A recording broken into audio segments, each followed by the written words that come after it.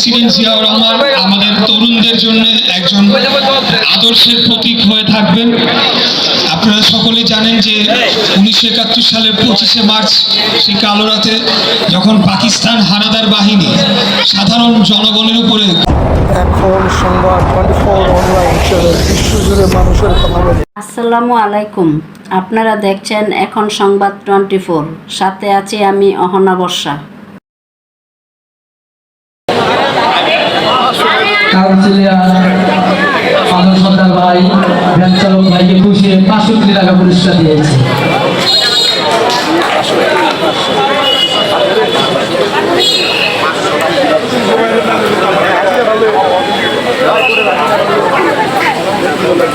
Engineer Ishraq ভাই আমাদের মাঝে এসে উপস্থিত হয়েছে 48 নম্বর ওয়ার্ড বিএনপির পক্ষ থেকে এবং 48 নম্বর ওয়ার্ড বিএনপির সদস্য সচিব জাহাঙ্গীর আলমের পক্ষ থেকে রক্তিম শুভেচ্ছা, বিপ্লবী অভিনন্দন।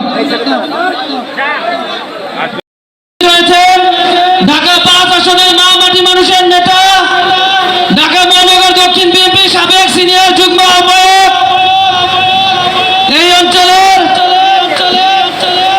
অভিভাবক আমাদের সালা জাহাঙ্গীর আলমের পক্ষ থেকে লাল গোলাপের শুভেচ্ছা, রক্তিম অভিনন্দন।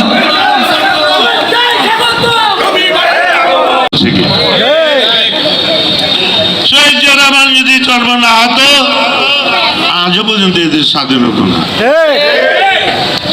তাই ভাইরা আমার, আজকে শহীদ জিয়া রহমানের যে আদর্শ নীতি নিয়ে আজকে সারা বাংলাদেশে তার আদর্শ ধারণ করে এদেশের মানুষের শহীদ জিয়ার যে কর্মসূচি ছিল 19 দফা কর্মসূচি, সে এদেশের মানুষের ভাগ্যের পরিবর্তনের কর্মসূচি দিয়েছিলেন।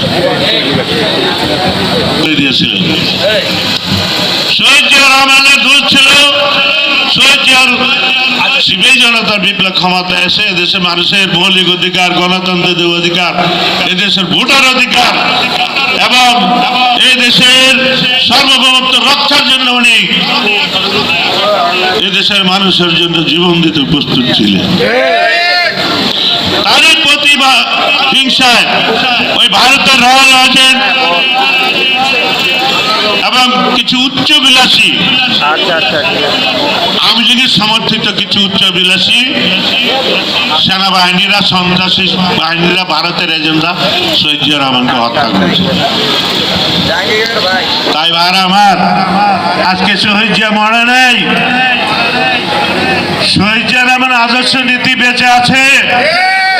আজকে শহীদ জিয়া রহমান যদি এই দেশে স্বাধীনতা মুক্তির ঘোষণা না দিত, আজ পর্যন্ত স্বৈরাচারী পাক শাসক গোষ্ঠী দেশ শাসন দিত। তারপর শহীদ জিয়া রহমানের ইতিহাস বলতে গেলে 2-4 ঘন্টা লাগবে।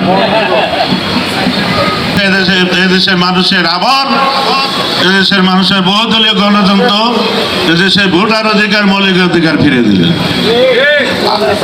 আবার এই রয়্যাল এজেন্টরা কি করেছে? 111-এর মাধ্যমে দেশ টিকবে এবং খালেদা জিয়া এবং শেখ হাসিনাকেও গ্রেফতার করেছে। দুইজনকেই তো গ্রেফতার করেছিল, একজনকে বন্দি করে রাখলেন, আরেকজনকে বাই করলেন। বাই করে আইনে কি করলেন? ওনারে প্রধানমন্ত্রী বানাইলেন। এই শেখ হাসিনা দীর্ঘ 18 বছর অবৈধভাবে ক্ষমতা এসে ভোটার বিল ক্ষমতা আসে এই দেশের মানুষের উপর জুলুম অত্যাচার শুরু করলো, নিপীড়ন, নির্যাতন, গুম খুন সব চালিয়েছে।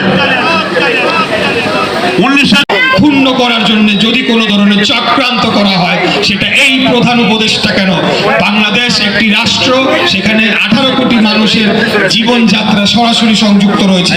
এই রাষ্ট্রে কেউ অপরিহার্য না, কেউ এখানে এমন না যে তাকে ছাড়া দেশ চলবে না। তাহলে তো ওই হাসিনার আমলে চলে গেলাম, হাসিনা ছাড়া দেশ চলবে না, এটা হবে না। যদি কেউ রাষ্ট্র চালাতে ব্যর্থ হয়, তিনি বিদায় নিয়ে চলে যেতে পারেন। বাংলাদেশের জনগণ আরেকজনকে এনে সেখানে তার দায়িত্ব পালন করার জন্য দিবে এবং তাদের দায়িত্ব কি? এই অন্তর্বর্তীকালীন সরকারের দায়িত্ব একটাই, এটা হলো একটা সুষ্ঠু, সঠিক, গ্রহণযোগ্য লেভেল প্লেইং ফিল্ডের মাধ্যমে নির্বাচনের অনুষ্ঠান করা এবং নির্বাচিত সরকারের কাছে ক্ষমতা হস্তান্তর করে তার প্রস্থান ঘটানো।